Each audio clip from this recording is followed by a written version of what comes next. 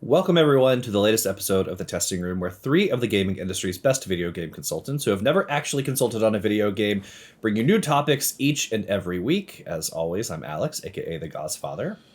I'm Christian, a.k.a. Pseudo45. I'm Preston, a.k.a. Funkadelic Jedi. Yeah, we're back with our regularly scheduled programming to kick off 2026. Yeah. So as we do, let's start with Preston's comment corner as I clean my glasses because I can't see anything. There we go. All right. We got two in from Tori, one for the part 1 and one for the personal top 10. Let's go with the Wolfenstein part 1, the New Order. Well, I guess I am the effed up one in this game because I chose to save Fergus over Wyatt in this playthrough. I found Fergus entertaining and Wyatt a little annoying, so we'll see how it goes. With there being some time in between playing the next... What's that? I was like, a little annoying, Tori. It's so harsh. I feel killing kids I was over kind of here leaning that way, but I tried to be the person who chooses something different, but I didn't. I assumed y'all would choose to save Wyatt over Fergus based on past games and how you guys typically make choices in these games. Well, I mean, at least for Christian and Alex. There we go. When given life or death options of characters. Now, I would like to say that this game offers some of the best difficulty level names I have seen in video games. We didn't talk about this. Yeah, it's very good. Ranging from super easy, can I play daddy, to the extremely difficult of Uber. I knew this game had a lot of story in it and a good amount of world building, but I was not prepared for all of that when going through the chapters. Especially when you get to the resistance base. The amount of information they give you in the newspaper clippings over what has happened in the last 14 years, you were in the vegetative state, was impressive. Side note, how did BJ not age at all in the 14 years he was in the hospital in that vegetative state? Video game logic does it again. He both did not age at all or lose any of that muscle mass and limb function. Yeah, he would have had a deterioration of that muscle mass. He would have been a goopy boy for sure. A goopy boy. I think that everyone is underestimating just how much wanting to kill Nazis can sustain a person. Yeah. I also think that, like, if I think about myself at 24 and my age, like, I haven't changed that much. I have less hair, but he already has short hair. So I don't know that, like, he would have physically changed so much other than the muscle mass. The muscle mass thing is legit. He would have been. You've been in vegetative state for 14 years. But who knows? Anya could have been doing that thing that they do with babies, right? Where they just like move your legs and move your arms and get them a little bit going. You know, I mean, she was giving him baths and everything else. So you still wouldn't be like a beefcake like he is now. You know what I mean? Like you still. Yeah, but that's where the hatred of Nazis comes in. It sustains him. Yeah. It just builds it up. It just builds it up. Yeah. Overall, I'm having a total blast playing this game. First-person shooters are typically not my jam, but this one is a lot of fun. I'm pretty good when it comes to stealth games, though there are times I do have a Preston moment and do something that alerts everyone I'm there and I gotta go in guns blazing. I just came in and start shooting. Or just restart at the last checkpoint, depending on the situation. The set pieces and overall design of the entire world look good. They threw in a lot of detail in each space that really pull you in. The first 6 chapters felt like it took me a long time to get through, but I found myself looking/reading everything I came across. So that took up a lot of time. There are so many hidden things, collectibles, bits of knowledge scattered all over the world that you do not feel as all over the world that do not feel as overwhelming and unnecessary as the Tomb Raider games with all of their collectibles and such. I am playing on the Steam Deck, and the game does not support Steam Cloud saves, so swapping playing on the Steam Deck to my PC isn't that easy. However, it runs nicely on the Steam Deck, and I didn't feel the need to switch to the computer to continue playing. Overall, this was an excellent choice, Preston. Thank you for choosing it. See everyone, part 1, Tori. Thank you, Tori. That actually reminded me, I was going to play it on PC as well, but I started on Steam Deck, and I noticed there was no cloud save, so I actually need to uninstall it from my PC, which I'm going to do right now. There you go. Yeah. So it does. It's annoying. There's some games that just don't do. I don't know.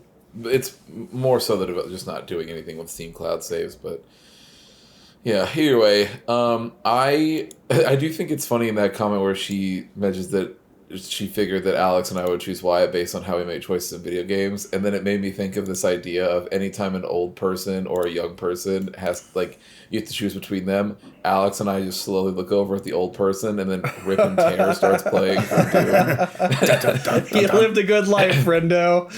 Yeah. Bye. Sorry, old timer, but you're going out to pasture. Yeah. There's a lot of fun with the part 2 when it comes to different timelines. We'll get to later on this week. So feel free to check in. I know Tori will. Moving on to the second comment from Tori from our personal top 10.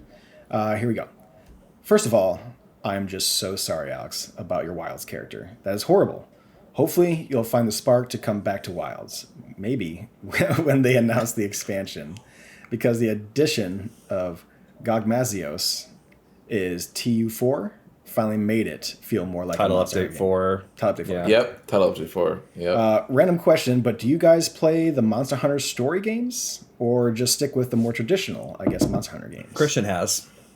Yeah, Yep. Christian has dabbled in them. I've How do you added like all those? 3 of them to our Steam library too, so that these 2 have no Two of excuse. them? They can always try them at least. Third one's not out yet, right? Well, yeah, but I pre-ordered it, so it'll be there. So it's just there okay. already. You're just waiting. Yeah. Yeah. But yeah, so I play them. I love them. They're great. I think I maybe no, I don't know. Actually, we did start this podcast by the time the second one was out, and I was playing it, so maybe not. But because it's been a while, they take a while between these. But it's basically just Pokemon with Monster Hunter. It's great. It's very good. Nice. Mm-hmm. Yeah, I might check one of those these days. All right. Testy idea or honorable mention. This one should be best game Christian played so you don't have to, and gives a complete review with spoilers because the sigh he lets out and says, let's get into it. I know we're all in for a hell of a review. Said Wait, that is it a best game? I think we should make him play games that are bad and give reviews. I think that would be funnier. yeah, without him jumping off of those. Yeah. But Sad that Tomb Raider did not win worst book club game. It had a whole set of levels that you were in like a human body, and both original and remastered graphics were terrifying. I'm just going to say it. So I'm going to assume Alex had no idea that the remake of the 1996 game was being made and released in 2026. So having us play the original wasn't some kind of cruel joke. he'd have done it anyway. Yeah, you do anyways. Lastly, I do appreciate when y'all drop hints of what upcoming video game book club games will be, and it's during the Steam winter sale, so I can pick it up now versus when announced and it's not on sale. So that is most appreciated. Till next time, your friend Tori. P.S. I do have a gaming suggestion for 2026. All right. I think Ooh. Alex would like it. Maybe Christian and Preston would too. It's called Tainted Grail, The Fall of Avalon. Okay. It came out in May of 2025. It's a dark reimagining of King Arthur, and it's pretty good. It's an open world RPG that has an immersive story, and choices matter. Yeah, we'll definitely Okay. add that to the list. We'll take a look into it for sure. For sure. Dang. I appreciate all your comments, Tori. Add that to the you. list. it's very positive Okay. as far as like Steam goes. I mean, I'm always down. I love Dark King Arthur retellings and other stuff. Because I mean, you guys know I love that sort of like Yeah. world building anyway. But I have a game that's been on my backlog forever. It's a turn-based game, but it's like a Dark King Arthur game. I can't remember the name of it for the life of me. It's in our library. I'll have to find it. But How do you feel about Guy Ritchie retellings of King Arthur? Yeah. you know, I didn't hate it, to be honest. I also didn't hate it. To be It's fair. a Guy Ritchie movie still. Yeah. Yeah, it is just a Guy Ritchie movie. A lot of fast talking, some slow mo in there, and just random jump cuts. nice I thought It it is was kind of fine. wild how there are some people, like some artists, that just get away with just doing the same shit over and over again, and everyone's just kind of like, "Yeah, right on, man." Like they just don't. They Like like there's style. some, you know what I mean? Like there would be some people that don't get away with that. Like if you try to do the same thing over and over again, they'd be like honestly, who's J.J. Abrams gets slammed. I was a about lot to for say doing that the was same right in my shit, head. Like, Yep. Mm-hmm. everyone comes at him, but Guy Ritchie, everyone's just like, God, I love that guy. I can't wait to go see another one of those Guy Ritchie movies. Yeah. It's exactly Good like style. the other one. It's got good I style. also, for some reason, I really like Charlie Hunnam too. So Okay. like, I good- was yeah, fine. good actor. I was, I like that movie, so it's fine. Sure. That being right. said, all right, really quick before now that we're on the subject, what's your favorite Guy Ritchie movie? favorite Guy Ritchie movie. Probably Snatch. Snatch. Hold on. But Lock, Stock, and Two Smoking Barrels is also very good. Also a good one. I Mine's really like Snatch, Rock and though, for Rolla. sure. That's not like everyone's like favorite, but I really did enjoy Rock and Rolla. Yeah. Mine's Snatch for sure. Yeah, Snatch is fucking. Brad Pitt in that one is phenomenal. Oh, Oh my Mine God. so on it- good. Mine is a movie. I did double check to make sure he did it, and he did. So my favorite Guy Ritchie movie would be one that I actually watch a lot, and it's kind of like a travel movie for me, and that would be The Man from U.N.C.L.E. Dude. The Okay, Man from yeah, U.N.C.L.E. is dude. incredible. The best non-James Bond movie. yeah, Yeah, for sure. Good one. That's a good one too. 1000%. That was a really good one. Yeah, Guy Ritchie's good, man. I like Guy Yeah. Ritchie. All All right. right. Welcome to the Guy Ritchie cast. I'm looking at that game right now. It looks rad. The big thing that I'm going to look at is how long to beat while we continue on. So Oh, sure. Yeah, and how open it is. Right Well, on. yeah, we'll figure that out later. All right. Well, that's it for the Comic Corner. Unless you guys got anything you want to add before we go into the weeks, we can get into the weeks. no, I go ahead. do have one little thing that I want to bring up. So this has never happened in the history of this podcast before. We are always too late to shout this out, but by the time you hear this, it will not be too late. Which is we have GDQ going on right now. Oh, we It do. officially Oh, hell yeah. started today, as like literally as we started recording this podcast is when the first game I think is starting. And so yeah, that's the winter one. This that is they late, do. isn't it? Typically, don't they do it right before Christmas? Nope. Nope, they do in January. Yeah, okay. they do it right in Usually around the January. It birthday just depends time, on. yeah. Sometimes it's the day after New Year's. So like it's always right Gotcha. around, but it's always Like that first just after Sunday. New Year's. Yeah.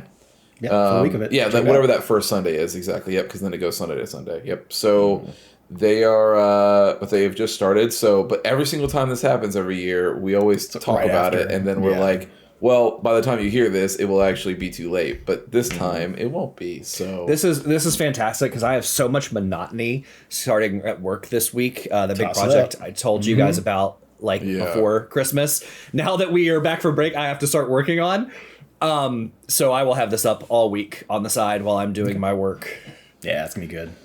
It's gonna be really yeah. So I'm excited. But yeah, that is. I just wanted to shout that out before we Game's done delve quick. in, Check it out on because- Twitch. Yeah. And, if you miss it this week, just go ahead and give them a little follow. They'll notify you. They do a lot of fun things in between as well.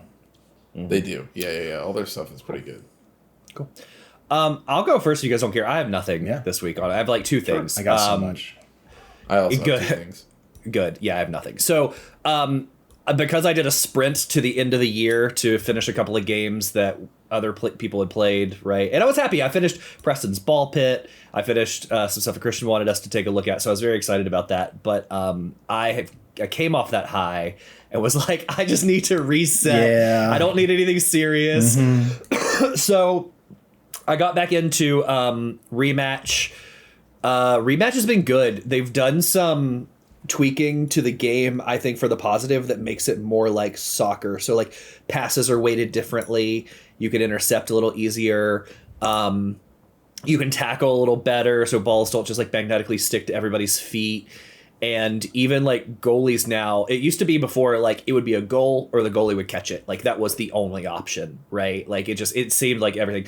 Now, depending on your timing, like if the goalie's behind, they will just like deflect it, hit it off, or like there's new physics they've added to if you hit the crossbar. So they've done great there. So I got back in on it fairly early. So they released the Game Pass in chunks of a month, it seems like, right? Like the pass will be live for 3 months or the season, and then it'll just be a month.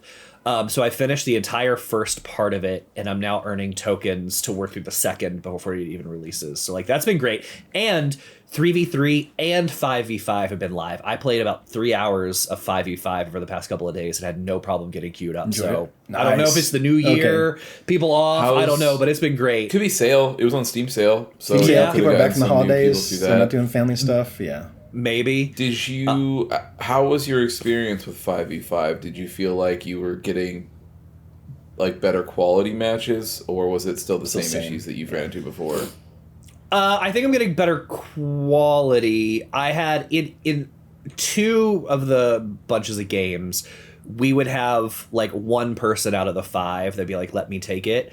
but because of some of the tweaks, they can't just dance around like you used to be able to, right? Like they would get it taken off them pretty quick. So people were starting to learn pretty quickly of like, either you're not going to get past 2, or like you have to figure it out and pass. And like there would be a couple of times where people would, I don't know, it seemed like there was like some social policing, not in a negative way, but like in one game specifically, this one guy took it up the side, was dicking around, bouncing and back and forth and juggling it, and he got it taken from him, and they shot and they scored.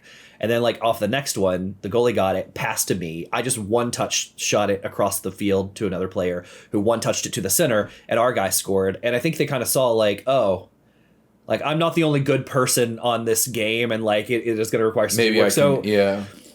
It's been good. We had nobody leave, which was nice. So it's gotten better. I've also gotten better at like, if you leave or you're shitty, I report and block you immediately.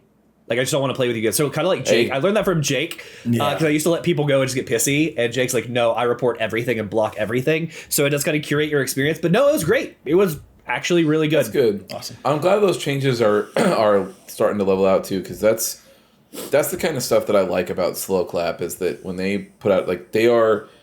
Like, even Sifu had this level of support, too, where it was just, like, you can tell that they're committed. They're not just going to, like, abandon something and move on. Like, they're committed to whatever they've got is their current release, which is cool. And it's nice and frustrating at the same time. Like, when you're playing Quick Match, you get paired up with anybody, and I don't know the color levels, but I got in with some Platinum or some Diamond people, and I've barely made it, and I've never made it into Gold. I've gotten right up to Gold and fall down. I've just never gone through. And...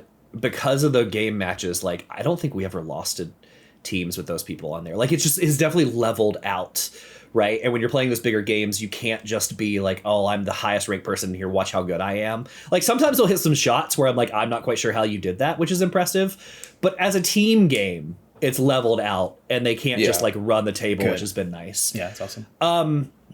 So that's one game I played. The only other game I played, which I'm having a blast getting back into, is Warhammer, Space Marine 2. Yeah. I've missed a lot of stuff. So they released 2 missions, three missions since I played last, or maybe 2, but they're really, really good. The bosses are actually tough now. Like 1 is 2 bosses at once. They've released new enemy types, even on normal play. So like there's this... in the Chaos Marines, there's these, I don't even know what they are. There's these big like amalgamations of something which have little wings on their back and like a void face and like little hands, but they can stretch into tentacles. And those are like demon witches or something. I can't remember. Yeah, void witches maybe. I don't know. Timing on them is so difficult to get down. So like you'll see the parry when they're like 50 yards back. And so you'll hit it, and like you'll swing, and nothing's around you, and then they just come running, and they jump, and you're like, oh well, I guess I'll block it now. But they hesitate in midair until they land, then they swing. So like they've added this really cool difficulty even on normal stuff, which has been really fun to relearn. They have new game modes, so I'm not sure which one you guys played. The Horde mode. I don't know if that's. I think that's the Siege, where it's just wave after wave. Yeah. Yes. Yeah. I did that. That's one, and they added a new one called Stratagems, which is just like. They can't do any more difficulties than absolute because it just without making it unfair. They've said like without making it unfair to where you can't do it. Like we have no way to do it. Players overcome it. So stratagems is just all of those levels with tweaks, right? Like enemy, like no, you start with 10 health stems, but there's none in the level, and then like. You know when you if you damage enemies from more than 3 meters away. You only do like 10% damage. Modifiers. So like right, so it's like a bunch of modifiers. Close, yeah, you have to. So that's fun. They've released a lot of new multiplayer stuff, and then like a lot of new maps and game modes. There's one called Hellbrute Onslaught, which is really fun. Oh, you're telling me this one. I like this one. It's capture the point, right? So like you hold the point. Once you capture it, you play first to 10 captures, but the first point is a Hellbrute. So when you capture it. Whoever was in there the longest becomes a Hellbrute for your team. So then they just run around and like that's very cool. It's very cool. It's cool. It's hard, but it's cool because like then you have to play this balance of like capture the point and fight the Hellbrute.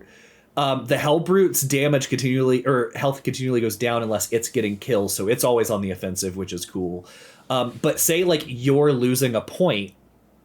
if you kill the Hell Brute, your team gets the point, and that capture point goes away. It just moves somewhere else. So, like, if you kill the Hell Brute before the point's captured, like, even if they're in it, you get the point, and then it goes away and starts somewhere else, and then another Hell Brute point pops up. It's really fun. Yeah, it's really fun. So they've done a lot of great stuff. Season 2 has been fantastic. I'm excited to get back into it.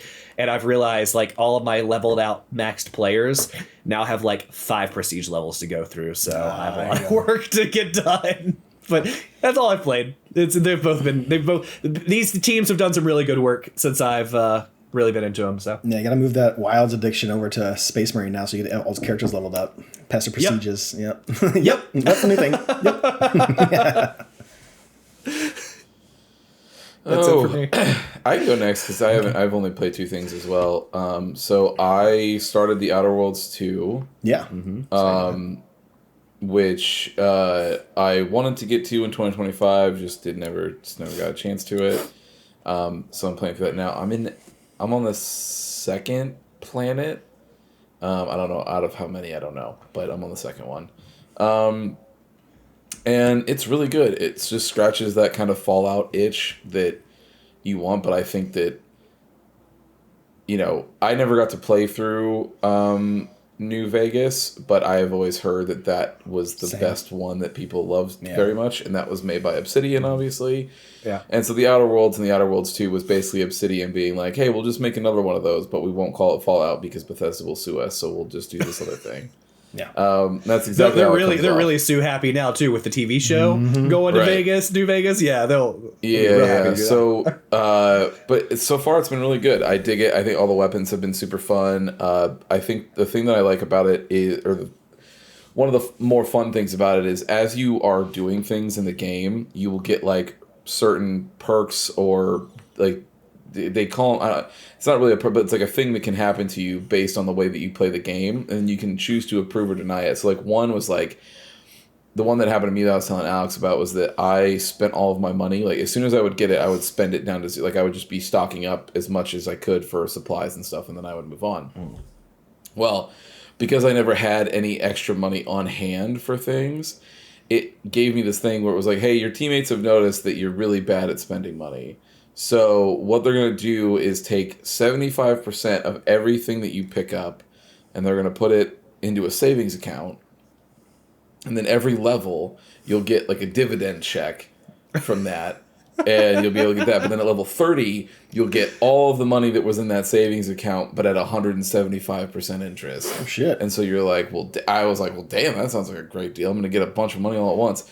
But now it's been this thing where, like, I'll have like the other day I went through this giant like raider camp, and I took I had like 30 weapons on me or something like that, and I was like, okay, cool, I'll sell all these, I'll get a bunch of money.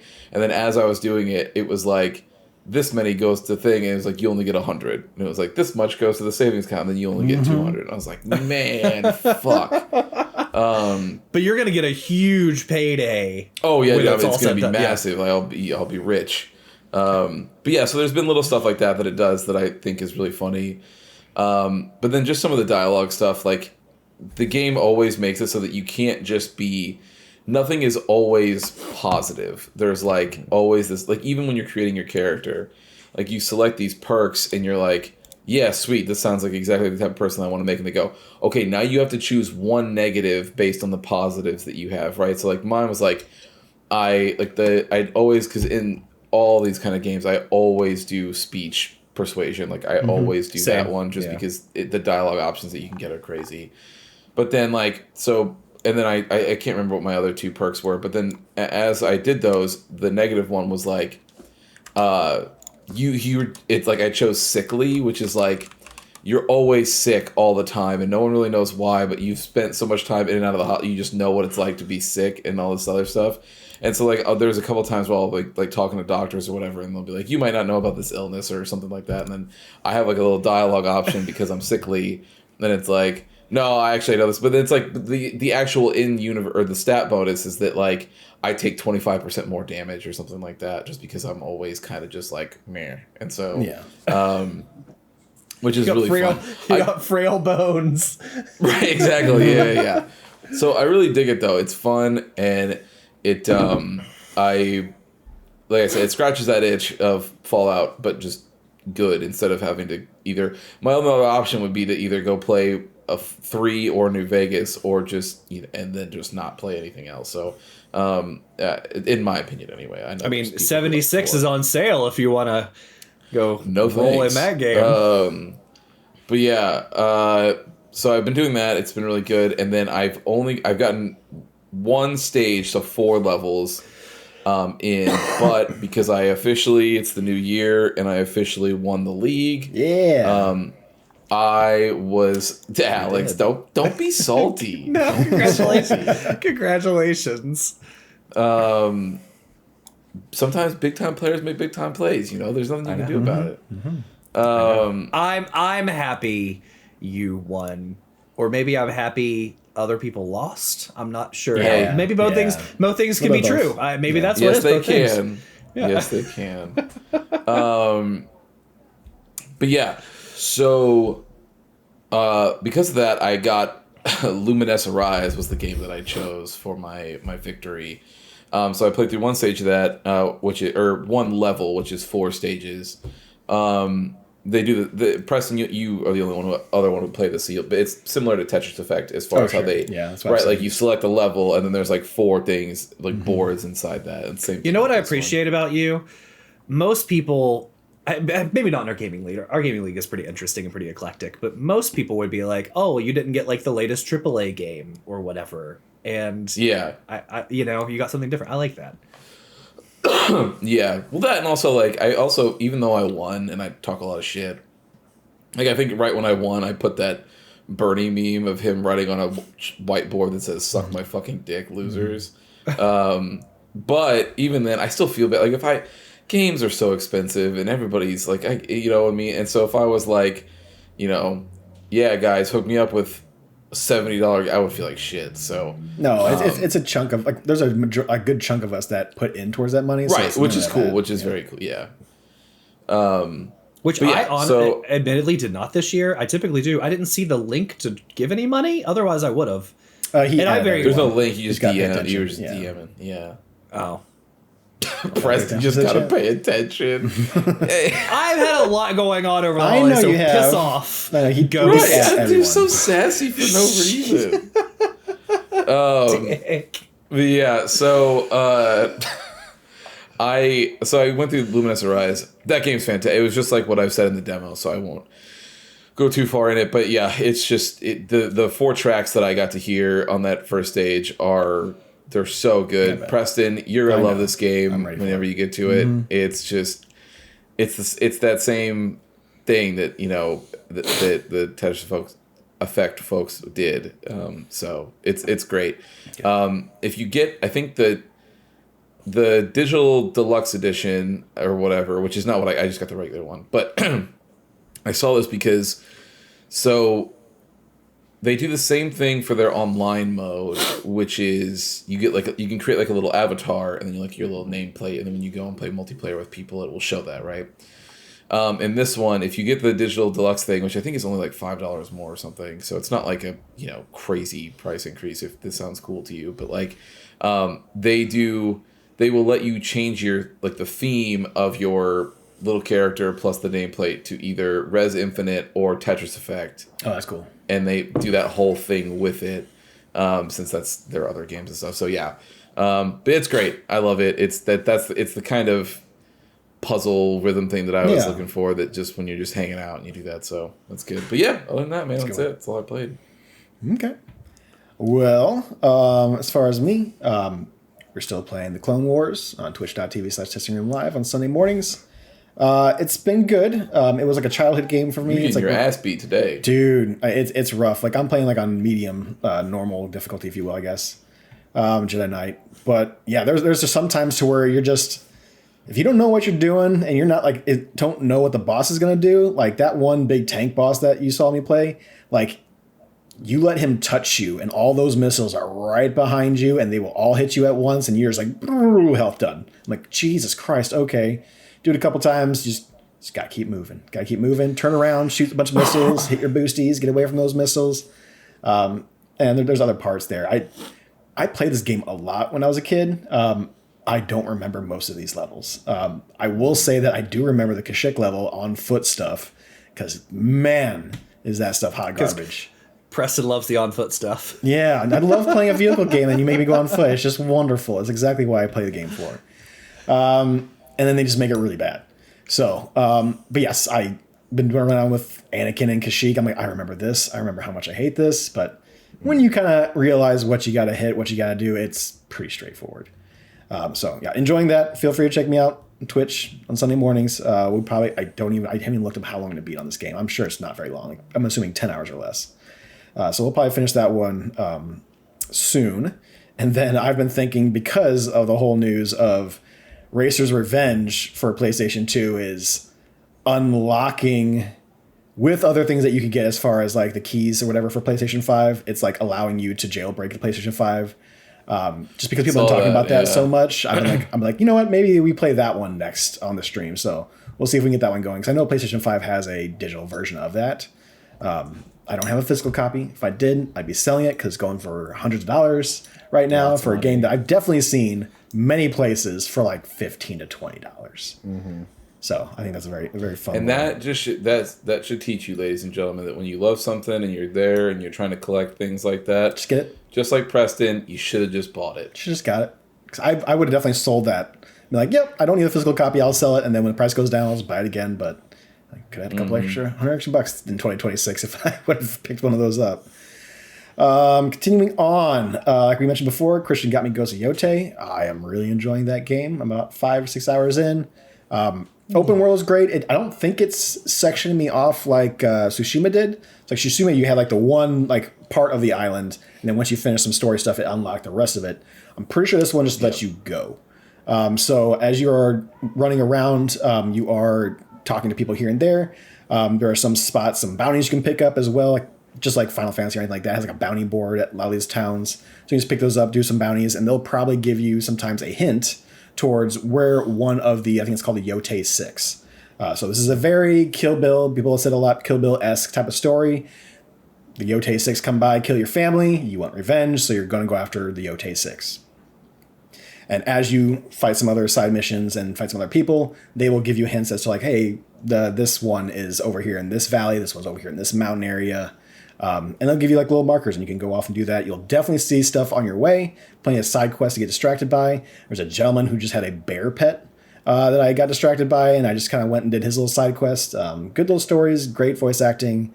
I've been going back and forth with English and Japanese, but I'm sticking now to Japanese. I think the English voice acting is really good, but there's just something about playing Tsushima or Yote to where I want the Japanese language on there. It just seems more natural, obviously, because it's in Japan. But yeah, I've been really enjoying that game. I said it before, I said it again, it's an incredible looking game. When you're running through those fields with your horse, they have it to where like the white flowers will give you like speed boost for your horse, so you're kind of going through there. But like everything in the distance that you see, all the trees, all like the foliage, like it's just an incredible looking game. I got to a spot to where it got a whole bunch of fog in there that looked really fucking cool, and you're in the woods area with a little bit of light coming through with some god rays and stuff like that. Oof. That game is just a very, very, very pretty game. Also plays fantastically. Add a little bit to combat.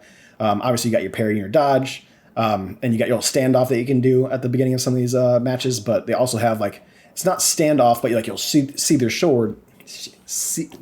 I can't fucking say that. Sheath your sword. And seeing the seesaw down by the seashore. Yeah, exactly. And you can kind of prepare for someone's attack, and when they attack you, it's now have like a yellow looking attack with like a little sparkle on it that lets you know you need to do this attack, so you can disarm people. Because if you don't do it to them, they're going to do it to you. So all of a sudden, you get in the first boss match that actually has that type of gameplay in it. And like he gets you, he knocks your sword away, and you got to find it. Obviously, there's a little glint where it's at, but it's kind of hard to find when you're locked onto a target and you're kind of like trying to look around and you're trying to see where it's at. But I'm really enjoying that game. It's one of those games I definitely want to give like, I don't want to have 45 minutes to an hour, hour and a half left in my day. And like I'm gonna play Yote and do the side mission. No, I want like a good 2 to 3 hours minimum to be able to I want to get enveloped in this world and just go to town. It's a lot of fun. So. I've gotten one of the Yote 6. He's like at the beginning of the game. I've been just kind of messing around doing side missions on my way to another one. So a lot of fun. Enjoying it. Did you check out the Samurai Champloo mode yet? So I started it, And I don't know if I want to keep using it because I was just like, oh, I can't remember my button, so I just pulled the block button real quick, and all of a sudden that the Watanabe like influenced mix, if you will, is there, and it just starts up as soon as I started blocking, but nothing's happening around me, so it's just like lo-fi kind of soundtrack, and it's good. But this also has an incredible soundtrack with it as well. So I feel it kind of pulls you out a little bit. I feel like that's a good addition if you want to go back and clean up some side missions. You can put that on. But as far as me, like if I want to mess around with the main story and stuff like that, I don't want that there. It doesn't seem to vibe with it as well. But it's good. It's good music. Yeah, Ghost of Yopte is really good. I did pick up another game. I've been watching a lot of these Game of the Year, end of the Game of the Year type of debates. And there's one, Digital Foundry brought it up, and a couple other ones kind of mention it, but doesn't usually make the top 10s, is Eartheon. So this is kind of like a left to right, side-scrolling ship, shoot 'em up type of deal. But it's only made by 2 or 3 people. Obviously, there's a big production company behind it with like lawyers like that. But when you go to the credits, because I did finish it, because I finished this, like in easy mode, you can finish it under an hour. And then obviously after the difficulties, it will take you a lot longer because you're dying a whole bunch. You're trying to figure out, the strategy of the levels. But there's 1,000% of bullet hell. I had a lot of fun with it. The art director and the music director, and they do a lot of things as far as other production parts of it, because like I said, it's only 2 or 3 guys making it. But these are like older Sega dudes. Like it's one of the guys who used to do chip tunes for like old Sega games. He's doing the music for this game. The art in there is just like those older games, but are just like amped up to the 10s because of the new technology we have. And it looks gorgeous. That game is wonderful. It's on the Steam Family Share. So if any of you guys got a night, I'm looking at this now. This looks fucking It looks incredible. I kept on seeing like, oh, Eartheon, it's this game, like more of a retro game. And I started watching like some of the footage they had of on some of these Game of the Year awards, and I'm like, damn, this game looks incredible. I cannot believe I haven't heard of this game because it's like right up my alley. And it's a nice little short game, pretty cheap too. If you guys don't have it, like just go ahead and check it out. But yeah, it was not even on sale. I think I got it for like $13. But it's incredible. It's incredible looking, incredibly plays. The different types of like, weapons that you can get with it are also a lot of fun too. But yeah, I very much recommend that game for anyone who has that nostalgia for it. Not to mention, they're also making a Sega Master cart for it. So they're actually making an old school cart you can put in your old school Sega Master System, which I thought was a really fun idea as well. So yeah. If you want to support that type of older style game, definitely go for this one. Because it has a lot of the pedigree behind it as well. I could pull up the names. I won't know the names off the top of my head. But I thought it was funny when I saw those credits. It was like 2 names, and it just kept on changing the different like titles they had in this entire game. Like this one's a director, this one's a producer, this one's a music director, this one's a pixel artist. I'm like, okay, they just did this game and just got somebody to support them. So really well done. Definitely thinks it needs some support. So definitely check it out if it's your type of game. Go pick it up and support them. And then not lastly, I would say Alex did forget a game. We had a really good session on New Year's Day. We did. New Year's Eve for like some Arc Raiders. We played like 2, 3, 4 hours of it, and we had a great time playing duos. Not too much. We got killed a couple times, but for the most part, it was pretty good. I think we only got killed once. Yeah, we got a really sweet moment to where it was someone was like ushering their fiance or like girlfriend or wife around. She's like, "Hey, babe, there's over here," and then we'd be down taking this bigger kind of tank looking arc. And he's like, yeah, the wife's up there. And she's taking down some other things and like can see from above. And it was like kind of giving us some information. It was a real fun time with that one. Yeah, Christian. So with that one, I tell you, I'm surprised that Alex, like, if he heard something like, "Oh, hey, babe, what's over here?" And then he's like, "I have found your weakness." And then he just sits there and... So we had a lot of moments in that playthrough where I spotted people before they saw us.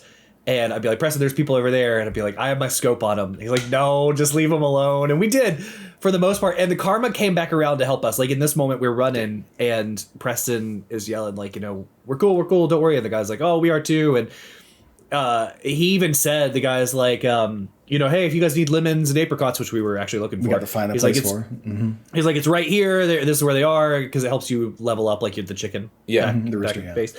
Yeah, and then we hear him, like, I hear his mic, he's like, hey, babe, yeah, it's over here, did you get what you needed, blah, blah, and he's like, do you guys want to go fight this whatever? We're like, yeah, we don't care. So then we start rolling 4 deep, we get over there, we're fighting, and we are fighting one of those big mechs, and then like more. 3 other, two other people just show up, and like they were chill, and they started fighting, and at one point, like, we killed it, but like we drew a bunch of ire from other things, and all 5 or 6 of us were sitting like in a truck trailer.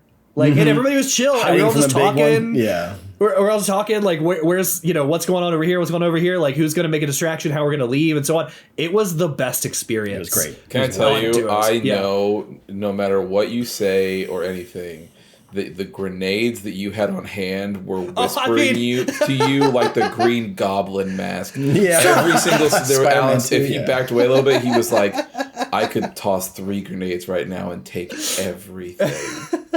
So we even evacuated a couple of times with other people, and those 2 people we originally met. We even split off from them and went back to the same like evacuation point because it was getting close to the wire. We were like leaving them gear, they were leaving us gear, which is cool.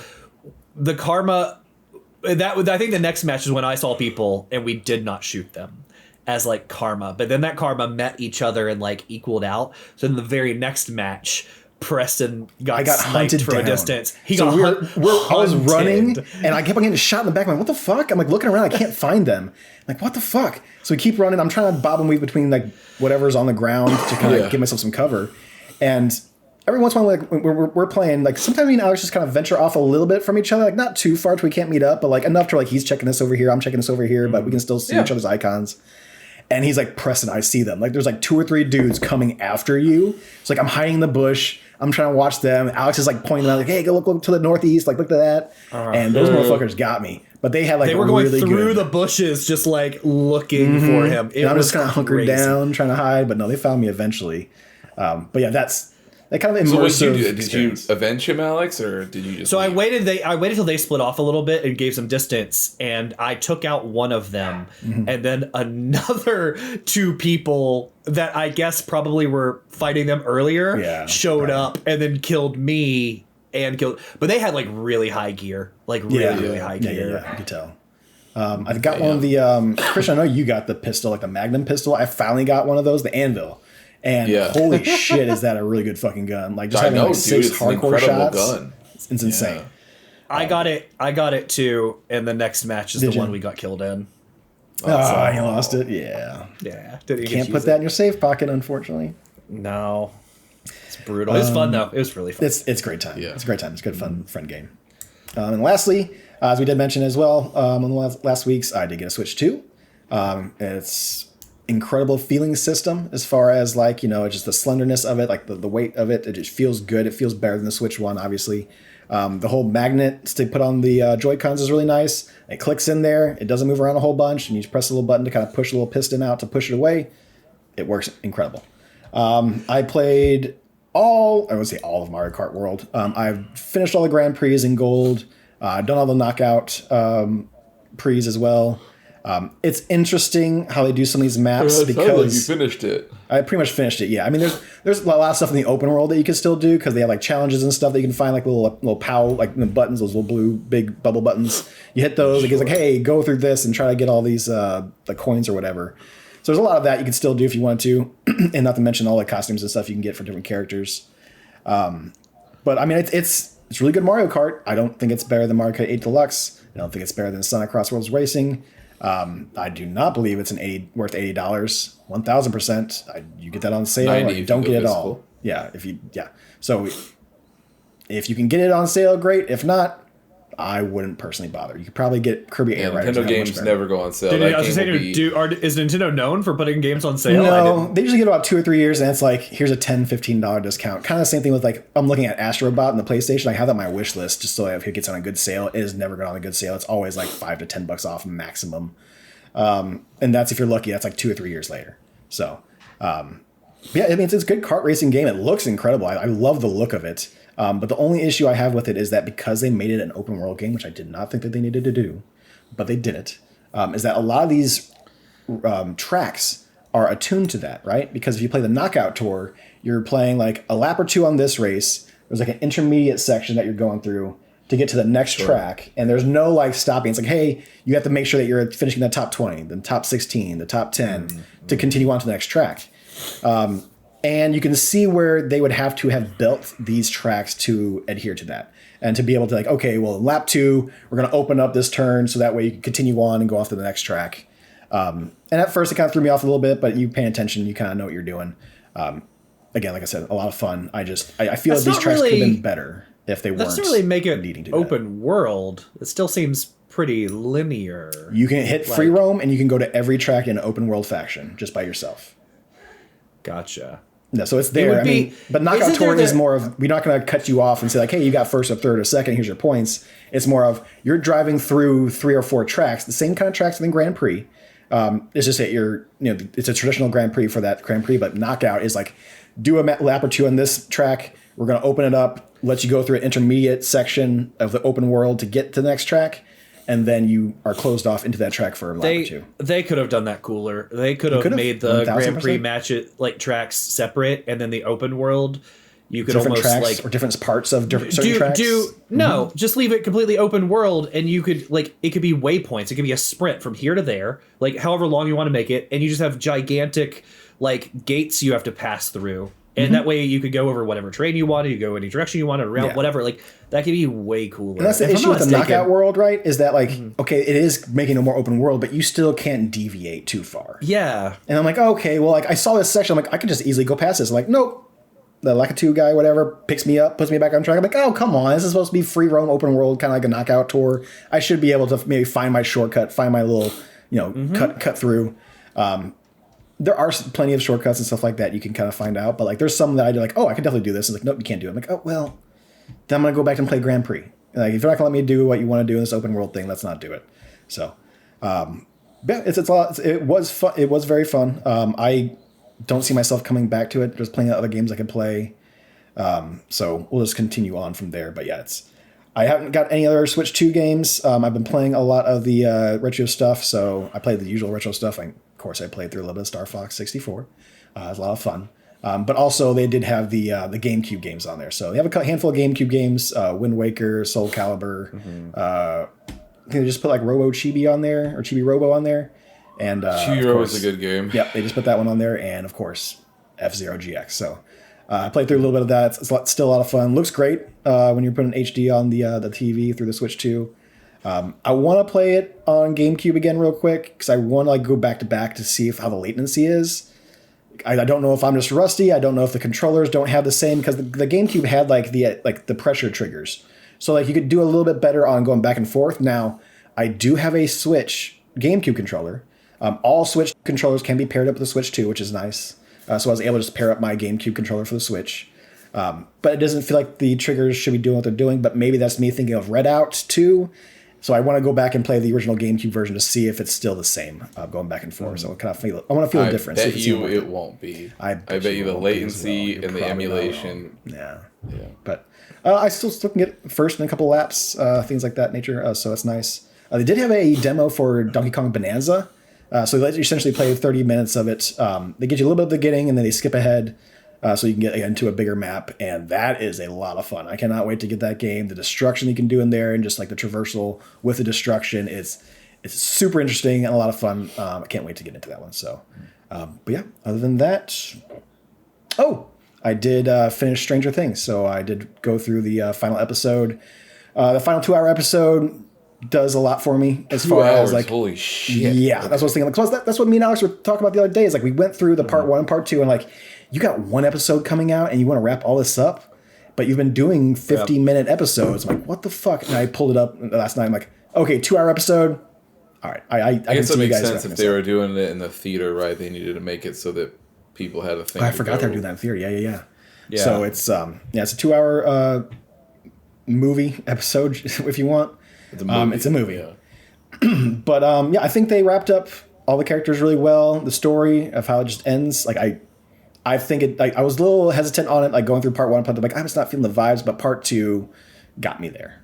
It's very well done. It's a good ending to the series. No spoilers, obviously, but yeah, if you enjoy Stranger Things, it's definitely worth checking out the ending of it. So go at it if you will. Other than that, it's my week. Cool. All right. Well, that is our weeks. Don't forget to join us later this week as we dive into part 2 of Wolfenstein for a video game book club. And don't forget to check out Preston with Star Wars Sundays. And it's a new year, everybody.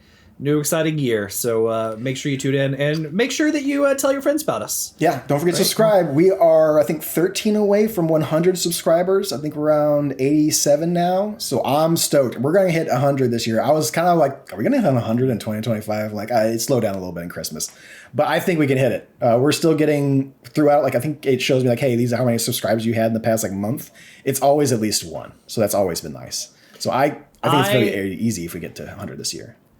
I love that we've reached people with little to no effort. Yeah. Like whatsoever. I haven't put an Instagram post in I don't know how many months. No. I feel bad about it. I think about it all the time, but I just don't do it. If we hustled...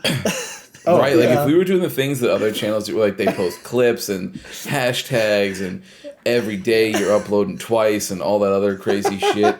Yeah, I don't have the time and the willpower. We do to do no that. effort. I have a full-time job and other things I like to do outside of work. So yep, that's how it is. But hey, we give you what we got. So enjoy while you have it. We got 3 posts on YouTube every week. You got my stream post, and then you have the weekly the book club. And then, we may do a couple extra streams this year.